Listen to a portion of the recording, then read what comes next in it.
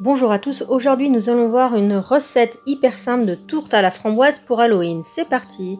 Pour cette recette, vous allez avoir besoin d'un jaune d'œuf, 60 g de semoule fine, 100 g de sucre, 800 g de fruits rouges, ici j'ai pris des framboises, 500 g de pâte sucrée ou 2 rouleaux de pâte sablée industrielle. Vous retrouvez une recette de pâte sucrée en dessous de la vidéo. Nous allons commencer par mélanger le sucre aux fruits. Donc moi, j'ai pris les framboises que j'ai congelées cet été, donc elles ont rendu un peu de jus. Si vous avez vraiment trop de jus, égouttez-le, ne le jetez pas, vous pouvez le boire ou le réutiliser pour faire un petit peu de déco sur votre tarte. Cela marche avec tous les fruits rouges pour cette recette. Donc on mélange bien comme ceci. Ensuite, on va étaler la moitié de notre pâte sablée. On va venir la mettre dans un plat à tarte.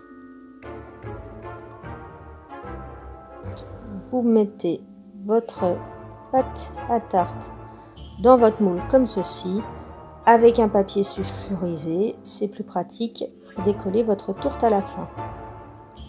On vient étaler la semoule fine sur le fond de votre tarte. Prenez bien de la semoule fine et pas de la semoule traditionnelle que vous prendriez pour faire un couscous par exemple.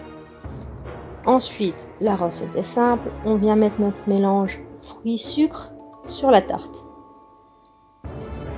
Si vous avez un petit peu de jus de fruits au fond, ne le prenez pas, prenez vraiment que le fruit. Et ensuite, à l'aide d'une cuillère, on va étaler toute notre préparation fruits-sucre dans notre tarte.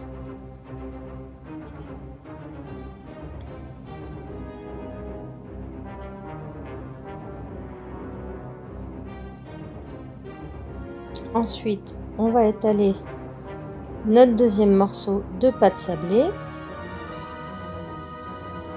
et on va venir la mettre sur un papier sulfurisé comme ceci.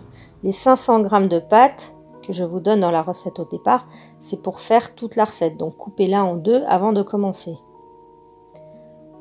Ensuite, avec un couteau pointu, on va venir dessiner les décors. Donc après, c'est vraiment comme vous voulez au niveau du visuel. Bon, je vous donne un modèle. Après, vous êtes quand même assez libre. On va venir faire un premier œil, un deuxième. Donc il faut détailler le visage directement après avoir étalé la pâte. N'attendez pas trop longtemps avec votre pâte sur votre plan de travail pour pas qu'elle revienne trop à la chaleur. Si vous voyez que votre pâte est trop molle, une fois que vous avez fait vos petits décors, passez-la un petit coup au frigo avant de la mettre sur votre fond de tarte. Ensuite, la bouche.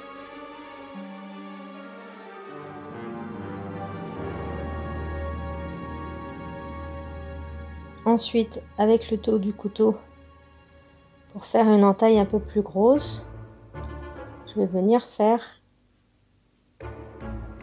des sortes de dents, si on pourrait dire ça. Un mélange de dents et de cicatrices plutôt. Le but de toute façon, c'est que ça soit le plus moche, si je puis dire, possible pour que ça fasse peur pour Halloween. Ensuite, on vient retourner notre pâte sur votre fond de tarte pour en faire une tourte. Vous étirez un petit peu pour la recentrer, comme ceci. C'est pour ça que je vous disais qu'il faut une pâte pas trop chaude pour faire ça.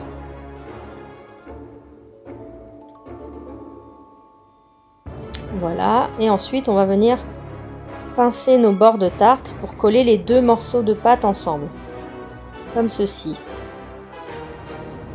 Après, vous avez le choix pour la déco, soit avec un couteau vous coupez directement droit, soit sinon vous repliez la pâte sur elle-même pour faire un petit bord.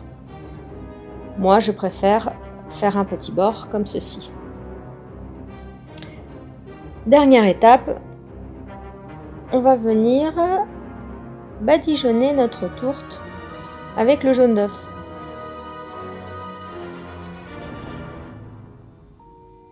et on rajoute des petites gouttes de jus pour faire un petit effet un petit peu sang.